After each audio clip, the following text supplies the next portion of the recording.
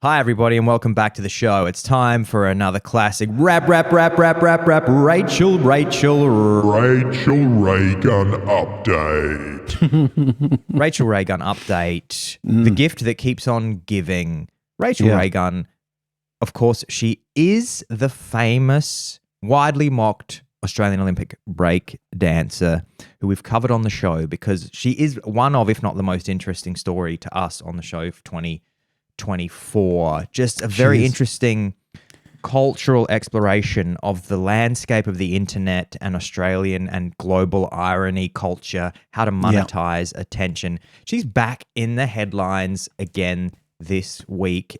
John, can you tell me a little bit of... John, I've been living under a rock. What's been going on with Rachel? Yeah, well, for anyone else who has found other things to do with their lives, I certainly haven't. I've been very busy at work, but that hasn't prevented me from keeping up with RayGun because it's just part of what keeps me going. And she's provided us with another masterclass in how not to convert an embarrassing incident into a monetization scheme. And what's happened is basically Sydney comedian who is named Steph Broadbridge, who I have to say is not, just for anyone overseas who's wondering, do people in Australia, is she a household name? Do people know who she is? No. I mean, I certainly don't. I know a lot of Australian comedians, and Steph Broadbridge was not on my radar. She had organised a kind of comedy musical about RayGun, which I think was probably fairly satirical and probably a bit biting given what little I've seen of Steph Broadbridge. But really it was a kind of, $10 a ticket show. It wasn't like she was at the Sydney Opera House or something. It was just... It looked like a classic kind of fringe show vibe. Exactly. Real community, local comedians sort of, getting a bunch of people together, pay $10 for a ticket, you have a few laughs, small potatoes. And then on the day that she was about to do her first show, it seemed that there was some kind of transmission from RayGun's lawyers basically saying, don't do this. It's in breach of copyright. We've copyrighted not just RayGun's name, RayGun, but we've copyrighted the kangaroo pose apparently as distinct from the kangaroo dance. And we can unpack for those who are interested in the nuances of trademark and intellectual property law. But, that she said, okay, her lawyer said, okay, you can't use RayGun, you can't use the kangaroo pose, and we really don't want you to do this show because I guess we anticipate that it's going to breach copyright, that it's going to be, maybe it's going to be defamatory, who knows what they said. But anyway, this Steph Broadbridge quite prudently said, okay, well, I won't do the show. She probably stood to make about $500 for it and thought well, the best thing I can do here is advertise the fact that RayGun's shut my show down, and that'll mean lots of ticket sales for me at the next Sydney International Comedy Festival because I can just put on my poster that I was shut down by RayGun, and I can just do a tour called Not the RayGun Musical, and everyone will come and see it. And and so, hours before she's meant to start, she's forced to cancel everything. And she goes on social media, says that's what's happened. And you and I think, have watched her video, which was quite funny and very funny of RayGun. And I've actually written to her to see if she'll be a guest on the show. Haven't heard back yet, but I dearly hope that she does respond because that'd be great fun. But come on, Steph. Yeah. But then in the days following, RayGun herself, fearing another backlash. I mean, her career is just a series of strange backlashes and attempts to try and redirect the narrative that always come across as maladroit and insincere. And this was very much in keeping with that. She basically says, look, I didn't, it was really unfortunate that we had to cancel the show. And I don't, I love the fact that people celebrate RayGun. And I've got a whole, she says something like, I've got a whole folder on my phone of like funny memes that people do. And so I'm not like, it's not about being unable to take a joke. Yeah. So I've got the quote right here, John. It says, there were so many fantastic memes that were clever and funny and creative. I have a whole folder of them on my phone. So not being able to take a joke is not what the issue is here. Yeah. So then you kind of think, well, what is the issue here? And the next thing she says is that, I mean, she kind of implicitly blames Broadbridge because she says, you know, we didn't become aware of this until late in the piece.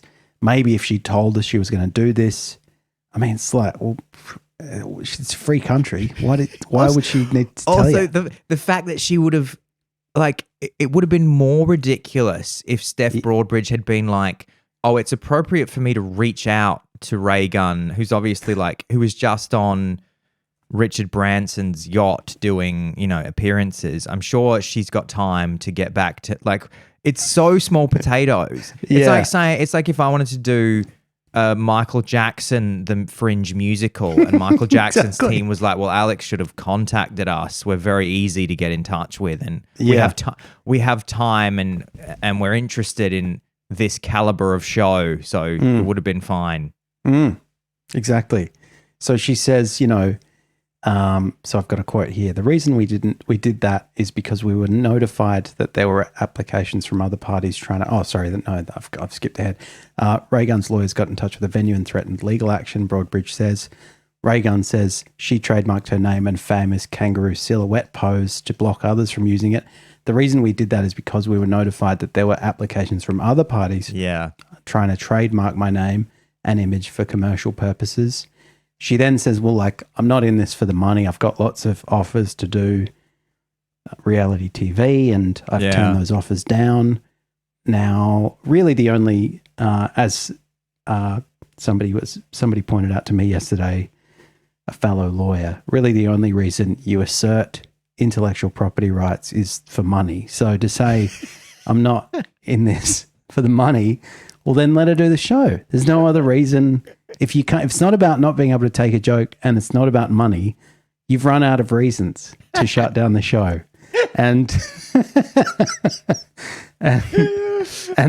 I think it is actually about both of those things. It's both because she was annoyed that someone was going to do a mocking show and because she was annoyed by the fact that somebody was profiting in some way from the use of her story and name and probably kangaroo pose and whatever. And then she goes on to say in this video, in a great example of a kind of Streisand effect, you know, Streisand effect famously where it's a kind of, I think a concept that comes from defamation where you basically, you sue someone for defaming you and in the process of doing that, you draw attention to everything that they've said and to the basis of what they've said and so on. So she's going, and by the way, I'm not a buzzkill. I can take a joke. I'm not in it for the money. And then she says, and the RayGun, there's been a lot of misinformation about the kangaroo dance being a racist, you know, thing or being an appropriation of Indigenous culture. And I love Indigenous culture and I would never seek to appropriate it or mock it. And I'm just like, why are you saying this?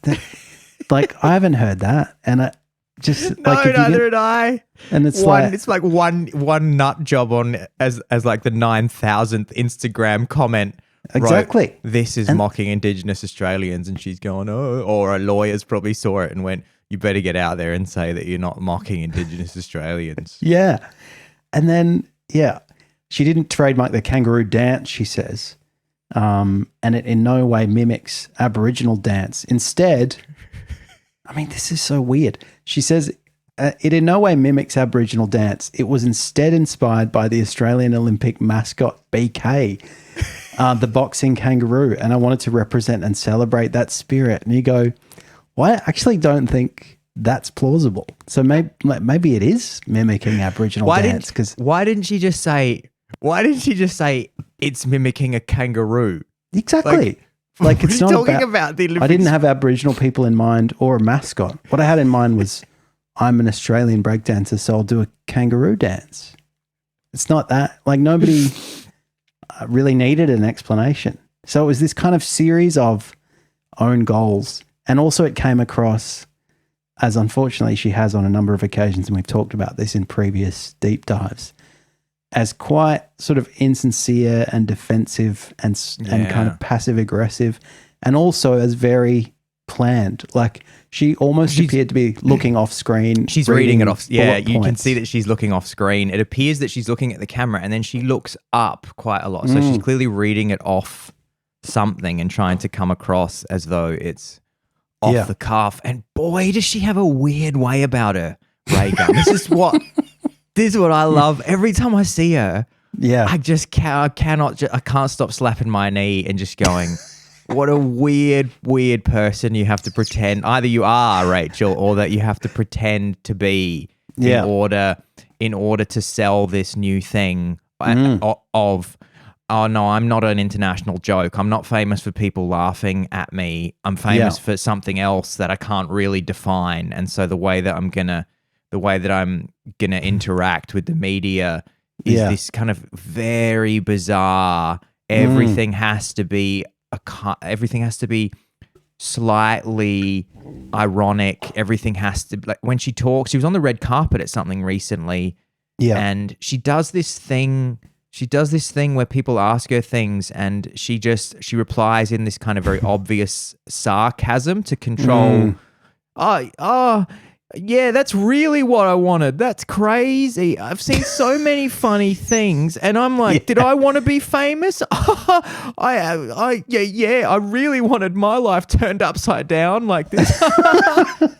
It's such a weird way. Yeah. Because I mean, she's probably a little bit like that as a person, but as we've discussed on the show before, she can't be honest about what's going on. And also I think to your point, John, I think that is one of the reasons why they shut down the musical, is because they're desperately trying to reframe this whole thing and have everybody memory hole why she's famous in the first place, so that everybody can just get on board with the, it's all fun and funny, and there's nothing. She's nothing a weird. Larrikin. She's a beloved larrikin. She's not a total failure and international laughing stock. Just that's absolutely not why she's famous. She's famous for something else.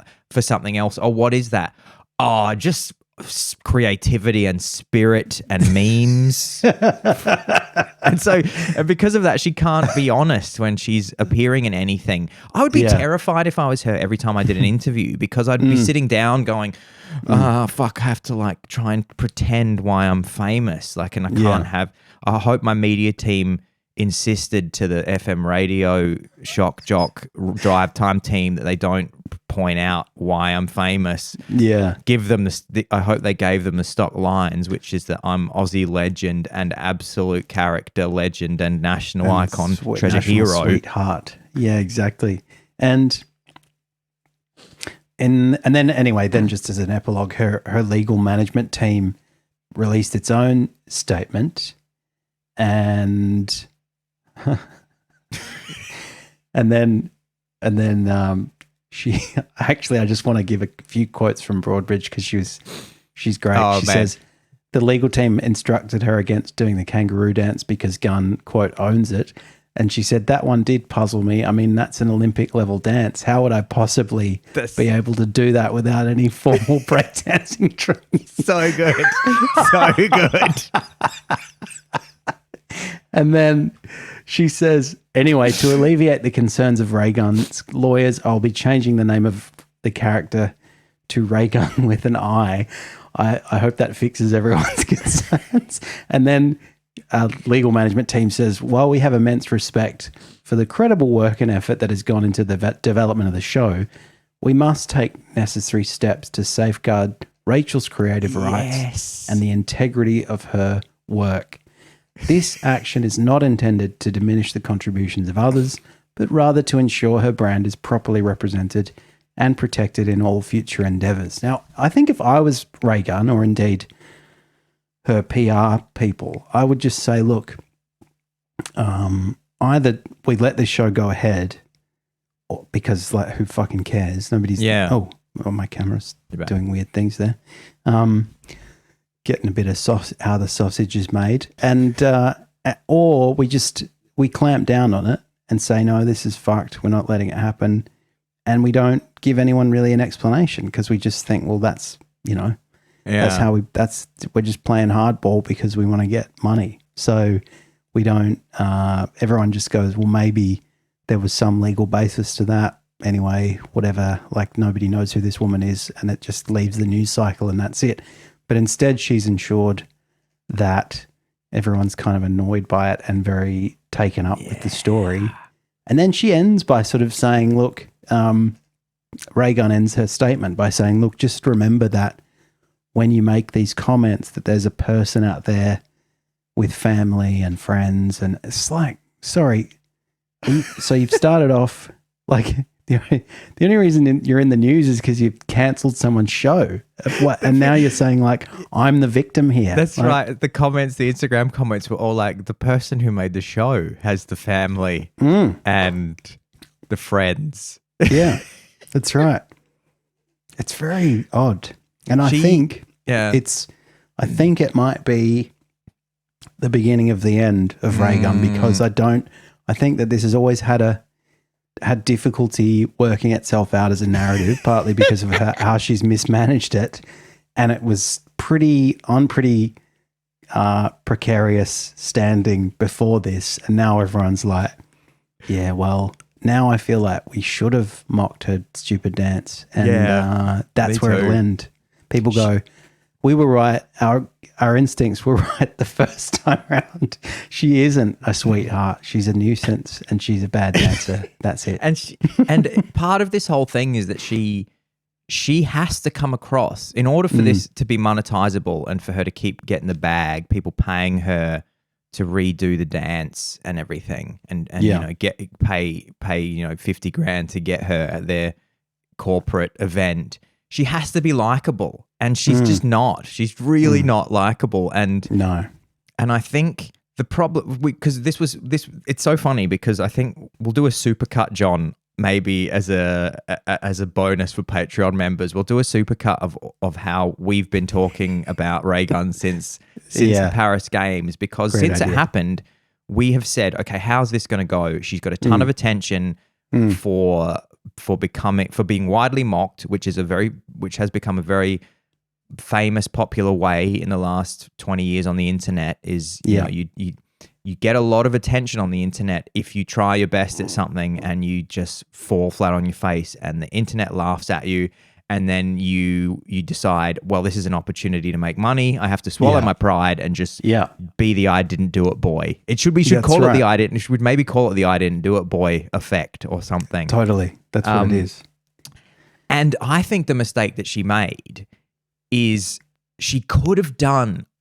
all the stuff that she's doing now. She could have done if she had owned that everybody was laughing at her. Instead, and because then she could have been sincere. She could have come on these shows and been like, boy, did I goof up. I'm terrible at breakdancing. I thought I was good at it, and I came out and did my little dance, and I got home and everybody was saying, you can't breakdance. And I was like, boy, don't I look like a goose. And so sorry, everyone. And everybody, the reason I'm famous is because I'm terrible at something, and now I'm going to get that bag. And everyone would have been like, great.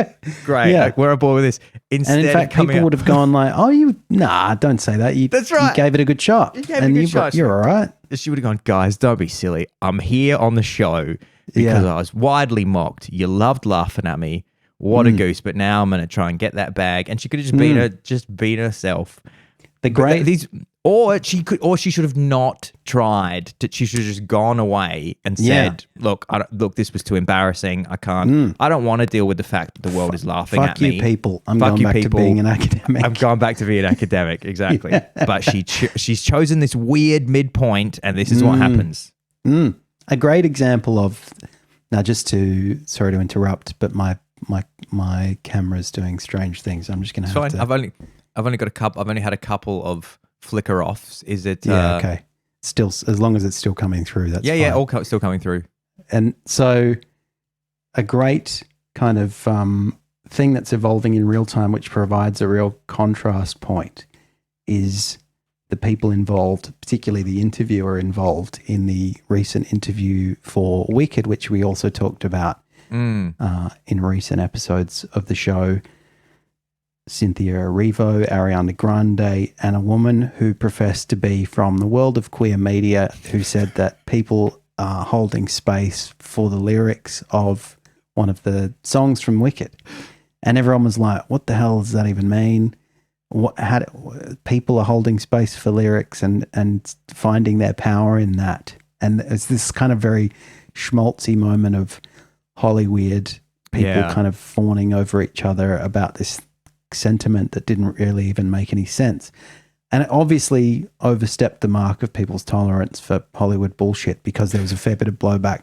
And then it seemed like maybe that woman's people, maybe everyone's people, maybe Cynthia and Ariana and the people at Wicked said, look, this kind of wank is hurting us a bit, so let's just fess up and say that interview was silly. We were it was vacuous. Nobody knows what holding space for lyrics is, and sorry about that. So they all kind of did that. They had like a follow-up interview where they all sort of unconvincingly said, oh yeah, actually I was wondering even at the time of the interview what the hell we're even talking about, and I don't know, we lost the plot a bit. But the journalist is now basically kind of through being willing to mock herself is getting that bag, because she's very quickly, in the space of like less than a week, gone, oh yeah, that was stupid. I'm now synonymous with holding space and kind of wank, and that's fine, because like I'm just in it to win it,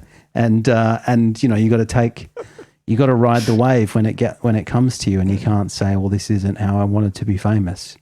And that's a kind of example of somebody who was very quickly able to swallow their pride and therefore capitalize, whereas obviously RayGun, and perhaps her people are partly to blame, the PR people, has never really been able to make that transition. She was slow off the mark to begin with, and so the question was like, how does she turn this around? And it seems like she hasn't, and now I think she can't.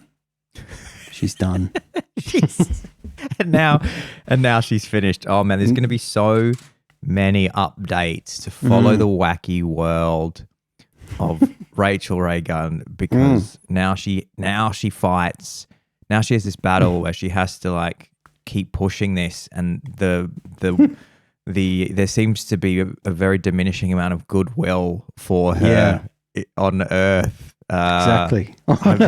Yeah.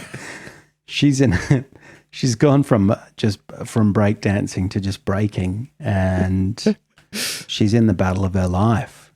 She is it. Man, I love that, John. That's a great segue. You want to thank God we talked about RayGun, because the other thing you wanted to talk about is the darkest part of the week. Yeah, you've got an interesting take on the world of. You changed your mind. Let's talk about something else. No, I do think there's something interesting in this too, right? This is the other big story of the week, which is obviously pretty fucked at one level, which is the apparent murder by Luigi Mangione of the. I definitely feel like I've got a lawyer as a co-host at the moment. Anything could happen. And I have faith in the jury. It's not about what I think, it's about what the jury thinks. And Luigi Mangione, let's assume that he did shoot the healthcare executive CEO, and he was initially masked, and people didn't know who he was. He was on the lam, but then was, of course, pretty quickly apprehended. And even before that happened, people were kind of, lionizing him a bit, talking about him as like a folk hero. And it was, partly because, obviously he'd seemed to be motivated by some kind of broader political motive. That was kind of seemed to be a theory that was vindicated when they found on the bullet casings of the shots that he'd fired, they found these words. I think it was deny, depose, and defend. Yeah. So it was kind of looking like, he had a beef with the health insurance companies. This particular healthcare company had a bad record even amongst a fairly competitive field of predatory healthcare insurance providers, where it denied a very large number of claims, and it was using basically a kind of algorithm to deny claims in classic sort of fashion that you would hear about in, a John Grisham scenario, where a company is just saying no to people and then seeing who presses it further. Basically, their default is fuck off, and then if you really fight it, you might get some money out of them, which is awful. But nonetheless, I thought that probably, I think probably it would be ideal if we lived in a society where there was a legal solution to that, rather than just taking matters into your own hands and murdering someone. And so I thought the initial kind of response of turning him into an anti-hero was sort of interesting. And then it became more interesting when this guy, Luigi Mangione, who it seems like is the culprit, was found. And he was this kind of interesting character, came from a very wealthy family, valedictorian at this elite private school, went on to an Ivy League education, has, a couple of degrees, has a reasonably promising career. I think he's about 26. And then it all was looking pretty good. And then he kind of disappeared for about 3 months and seemed to resurface at the time that he shot this guy. And the kind of the way that he was treated by the internet, I just found such a strange example of, and such a kind of extreme example of how the internet very quickly sort of, I don't know, takes things through the looking glass, takes reality, in this case a pretty troubling reality of somebody who's, possibly disturbed, who certainly did something, if it turns out he did it, which it seems pretty hard to see how that's not going to happen, he murdered someone, and in sort of cold blood. And then you get these memes basically focusing on the fact that he's kind of very handsome, and that he's like, he was valedictorian and blah blah blah. And and some of them I have to admit are quite funny. What's the one you sent me? I saw one which was like a photo of him where he's hiking, I think, or he's topless, and he's very well built. He's really cut, isn't he? Yeah, he's really cut. He looks a bit like Dave Franco, I thought, like James Franco's brother. Oh yeah. And I have it here if you want me to read it, John. Yeah, okay. It says it's just a picture of him hiking, and it's done that internet meme deep fried thing where it's a black and white photo of him that's all they've deliberately added noise and splotches of purple paint to, and like a pair of those like, it looks like he's almost wearing, they've covered his eyes with those kind of like badass pixelated glasses that often come down on people in memes when they're like doing, and then that Dr. Dre song, dung dung dung dung dung dung dung dung. Right. He's like got those glasses on, and it says, friendly reminder that Luigi Mangione promotes an unrealistic beauty standard that will harm the CEO hitman community for years to come. Which is very funny. Yeah. And there's a lot of stuff like that. And a friend of mine who spends a lot of time on what, I don't even really know what gay Twitter is, but he was talking about how the response on gay Twitter has been very much kind of that turned up to 100. A lot of stuff about basically salivating over what a hottie Luigi is. Someone apparently found, and I didn't send this to you, but somebody found what seemed to be dick pics that Luigi Mangione had taken and sent around to, I don't know where he was doing this, who knows. And so people were like, here are these hot pics, and you kind of like, this is very strange. And then there was an article in the New York Times basically looking at this phenomenon and looking at the history of like hot criminals and how they Yeah. kind of get this weird treatment. So, I mean, you know, even someone like Charles Manson, who was a very different kind of character because he didn't have this, I mean, his motives were a bit more kind of deranged. But he was, you know, this kind of charismatic musical figure who was in with the Beach Boys, who was a kind of hippie who'd obviously like charmed a lot of people and whatever. So people were, you know, it's the kind of, or the Menendez brothers who recently got a Netflix treatment. I mean, they were similar really in that they were, again, like they didn't have the sort of political motives that some people might sympathize with, which I think makes converting it into this sort of narrative easier. But they had, you know, they had the wealthy background, they had good looks, etc. Or even like Ted Bundy, to use the most extreme example, who was a serial killer, but nonetheless, people were turning up to his trial and writing and talking a lot about how he was a kind of all-American boy and whatever. And the kind of guy who I'm sure, like Luigi, will be getting, you know, kind of people writing to him in prison and I don't know, offers of conjugal visits and all that sort of crap. Like, undoubtedly that's what's happening. But I guess the thing that struck me was like, you know, there's this very quick transition from a sort of raw, disturbing world event.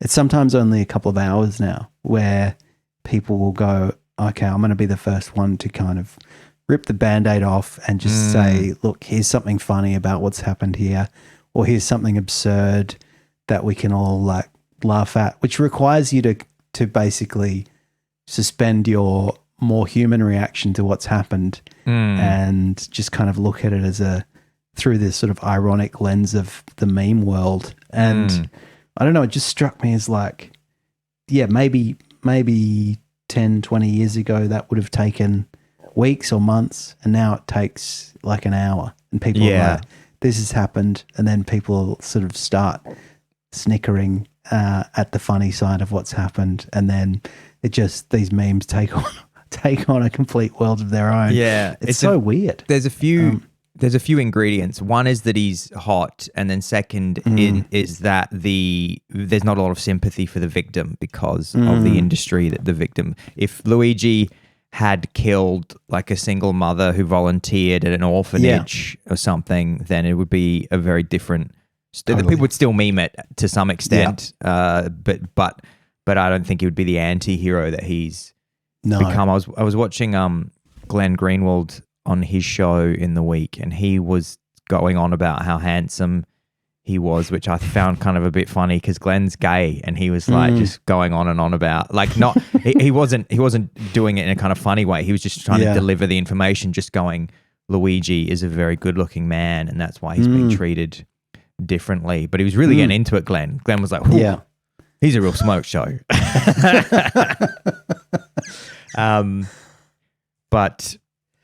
But yeah, it's a very internety, it's a super internety thing that has happened.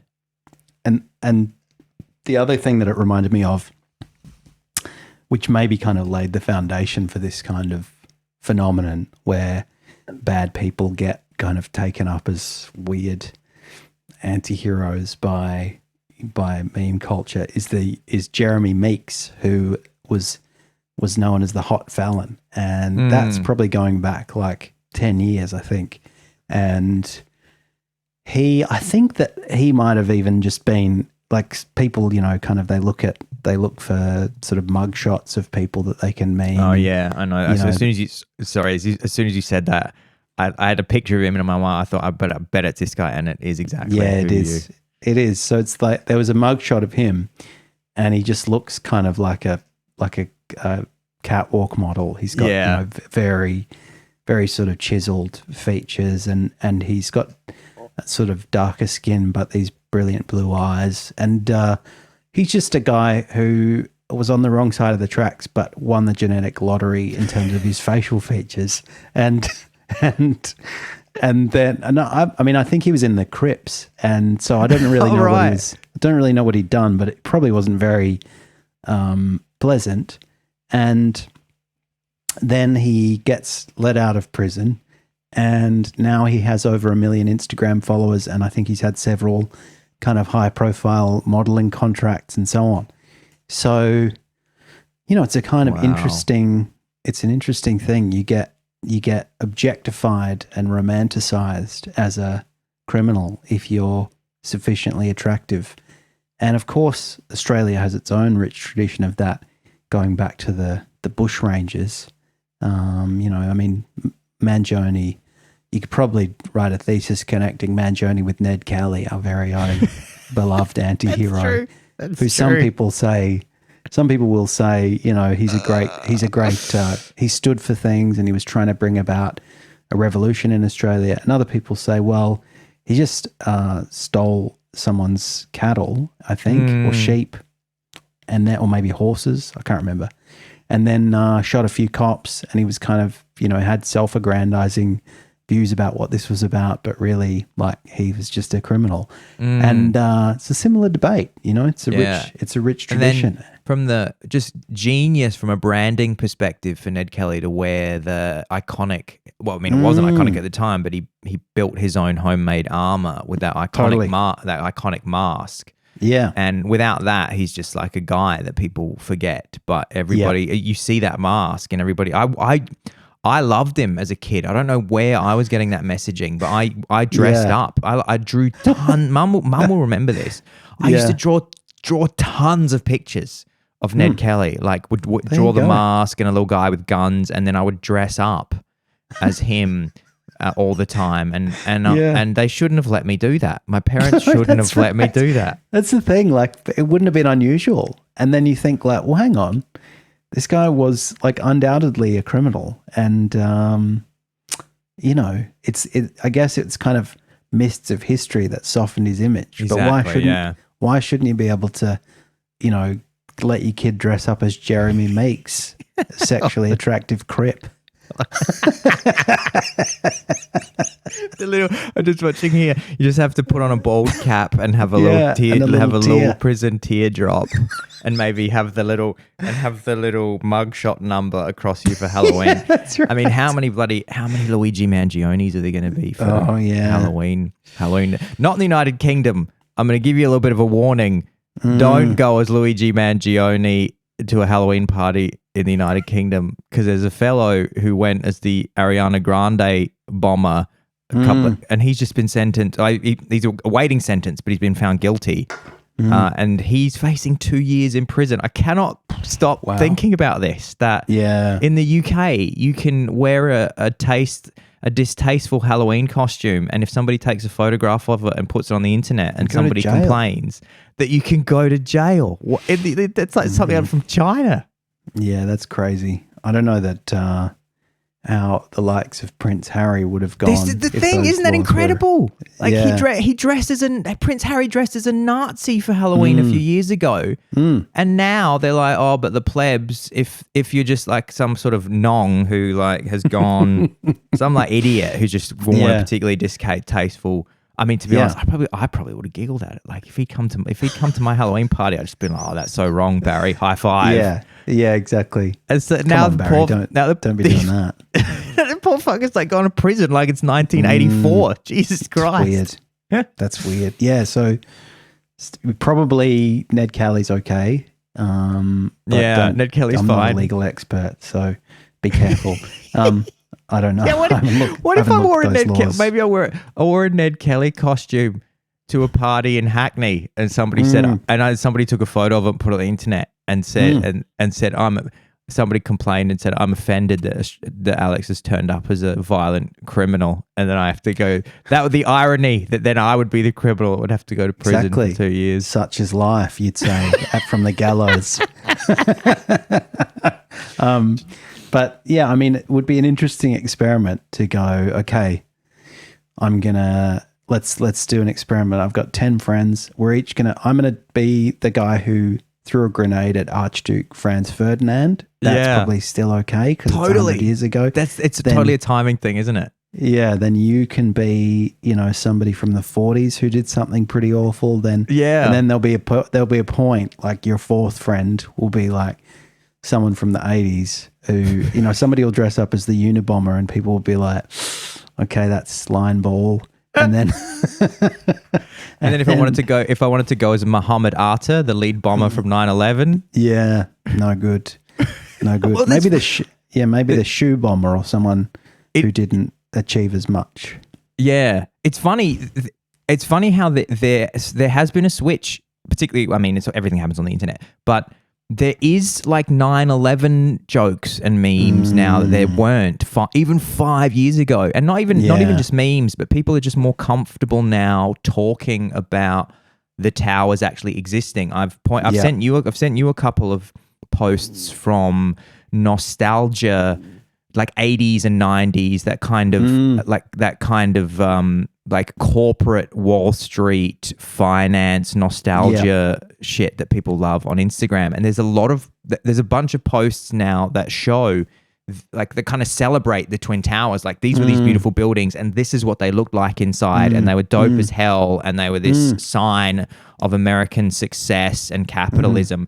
And like even 5 years ago, people just would have gone, "Oh, that's bringing up too many." I can just picture them. I can picture them on fire. I don't want this. Yeah, it's true. And also, I think part of that is people coming of age now who might not really have a living memory. Who weren't born. Exactly.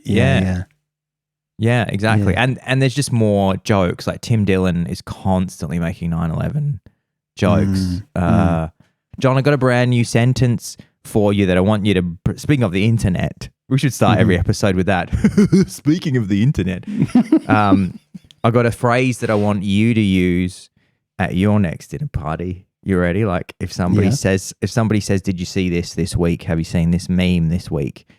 I want you to say, I want you to reply, I haven't seen that. I don't really surf the net.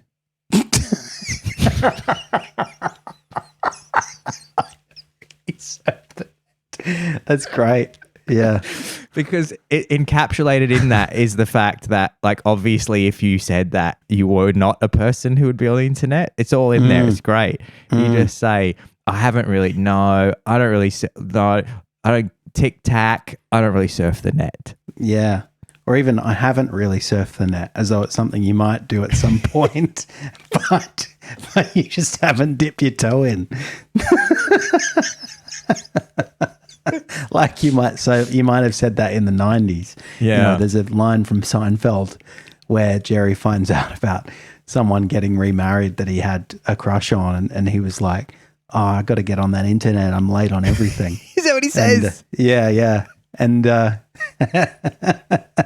it's become such a kind of little time capsule, just that sentence. But it's true. Surf the net.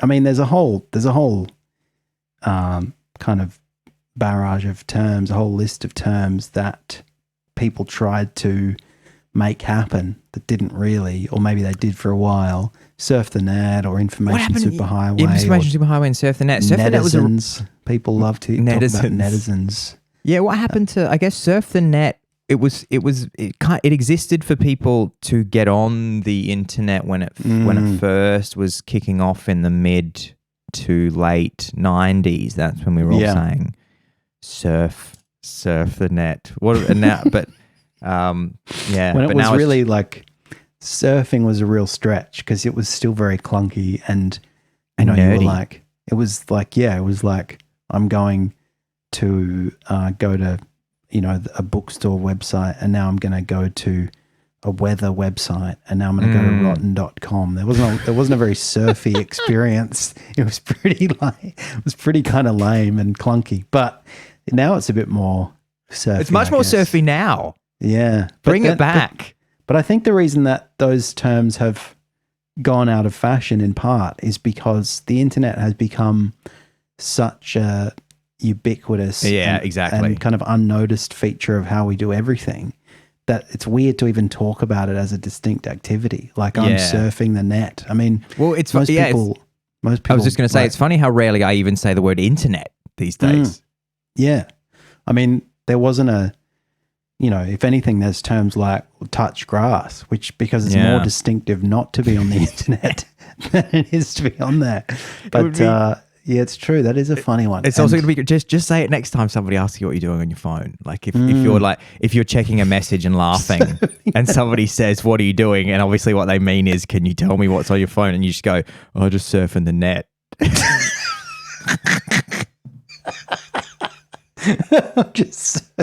I'm a hacker. I surf the net. But it's true, isn't it? And I mean, I've sometimes thought about that in response to, when there's criticism online of, say, a celebrity. I think it would be quite fun as that celebrity to just be like, "Oh, I haven't really used that website," because it just like makes it seem like such an obscure thing. Like people are saying this about you on Twitter, and you're like, "Oh, I don't really go on websites like that," because it just like makes it seem like it's some kind of obscure bunch of people, who might be on like a fantasy football website or something, who having a bad opinion of you rather than anything that is actually real. But there's a great there's a great piece of footage of friend of the show Scatman John when he started blowing up after the Scatman song blew up in 1995, and I think a music journalist goes and visits him. Maybe he was still living in Berlin at the time, or maybe he was back in the States, and he's sitting in front of his computer. And I think his wife or his daughter or somebody who's more, no, he didn't have a daughter, but maybe somebody who is more au fait with computers, or maybe it's him, sits down with him, and he says like with incredible pride to the interviewer, like, "There's 3 websites about me. Like 3 people have made Scatman John." And I think in the whole world there was like 3 fan websites, and he was saying, "Have you heard of the internet? Well, look, I got the internet on my computer recently, and such is my fame that there's 3 websites about me." Because that would just be like 3 people had made a GeoCities Scatman John. Yeah, that's great. Scatman John fan page. It's like a little moving 2-frame animation of Scatman John. Yeah, a 2-frame GIF. Yeah, John Paul Larkin, friend of the show. I wrote to the producer of the Scatman John documentary asking if they wanted me to do anything. Did I tell you that?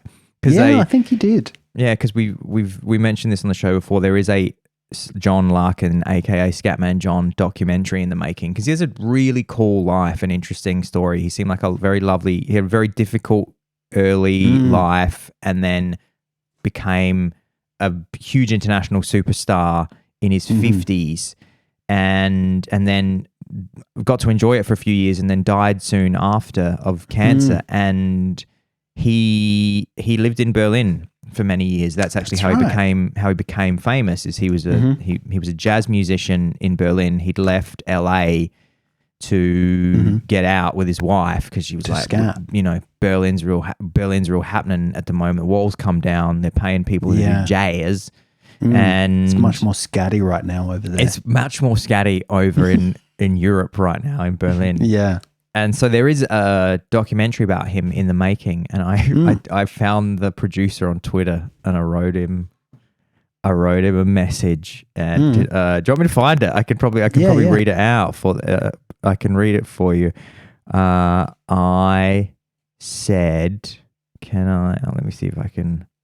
There's one that I sent to you in 2021 about Scatman John. About Scatman John. It just says subject D button bump. I'm not. Oh yeah, I've just written. I just used Twitter exclusively. Oh, sorry, you found it. I was just going to say I just used Twitter exclusively to communicate about Scatman John. I remembered while you were talking might have even been an infomercial, because I remember seeing it more than once. It was an interview with Van Morrison, probably in the late 90s, when, people were starting to think about downloading music online and what that was going to do to record sales and stuff. And somebody's saying to Van Morrison, who's this kind of grouchy Irishman, what did you like? Is that something that's on your radar? Is that concerning? And he's just going, no, I'm not a download artist. I'm like, what's that mean? And it was just like communicated they didn't really understand what was happening or what was going to happen. It's like, no, it doesn't concern me because I'm not a download artist. Fuck that internet. I found it here for you, John. I just said, hi. His name's Tom, the guy who's the producer. Hi, Tom. I'm a Berlin-based musician, DJ, podcaster, and filmmaker, and I'm also a huge John Larkin fan. I'm originally Australian, and I remember when Scatman was suddenly everywhere in the mid-90s. I've been living in Berlin for over 10 years now, and I feel a special connection to John because he too made a life here and, of course, saw his monumental success after moving to Europe. I discovered interviews with John on YouTube some years ago, and I was taken with how incredibly compassionate and selfless he seemed to be with kids struggling with stuttering. I always knew his story was just waiting for a documentary to be made about him, and I had discussed the idea with a few friends of mine over the years. I know your production company has been making the Scatman film. Maybe you've even wrapped production by now, but I've had it on my to-do list to reach out and connect. Maybe you might need an extra for a scene or some other errand that a Berliner on the ground could quickly take care of for you. Yeah. I'd be happy to raise my hand just to get involved. You might be interested in the bit I did about John on one of my podcast episodes from last year. I timestamped it for you here, and then I sent him the timestamp Praise the Machine episode. We've also started filming full eps of the podcast if you want to get a bit more of a sense of my style/personality. In any case, really looking forward to seeing the film when it comes out. Hope you have a great weekend. Best, Alex. Nice. Very nice. Bit of reach out hygiene. It's quite long. It's quite long for reach out hygiene, but still, I wanted him to know I wasn't no geek off the street. You had that Larkin connection. Yeah. You got to be handy with the steel if you're going to earn your keep. That's the beginning of Regulators from. And what happened? Warren G. He was too high and mighty to respond. Yeah, he was just laughing, going, "Who does this person think he is?" He's like, "I'm the type of guy that can finance a Scatman John film and get it out there." And some Scatman John wouldn't approve of that kind of some conduct. Scum between my toes trying to dirty up my ex Twitter what you need to do, inbox. I think. Let's up the ante. We'll write to him on legal letterhead and say, just going back to that, when I said that I had conversations with people, there are some pretty troubling similarities between the idea that I communicated in those conversations and what you've ended up doing, as far as I can tell so far, with the documentary. So just reiterating, we can deal with this in a very conciliatory way. I'll just be an extra in one of the scenes, or I can make your life very difficult. Beautiful. I've trademarked the Scatman John "We butt up bope." Yeah, that's right. Exactly. Well, that seems like a great way to wrap this ep, John. Guys, thanks so much for listening to the show. If you want to check out the Patreon, it's at DPTM. It's at patreon.com/DPTM, or just Google Patreon DPTM. You get the episodes one day early. You get access to the really pumping Discord community and so much more. John, do you want to say us out? I want to say you forgot to add your great line, which I always love. Find the tier that's right for you and your family. Find the Patreon tier. There's a Patreon tier that's right for you and your family.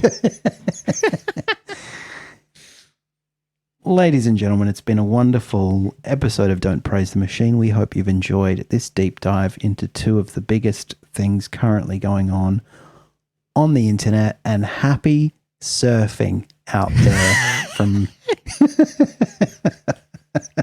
So good, and we can't wait to see you next week. The podcast.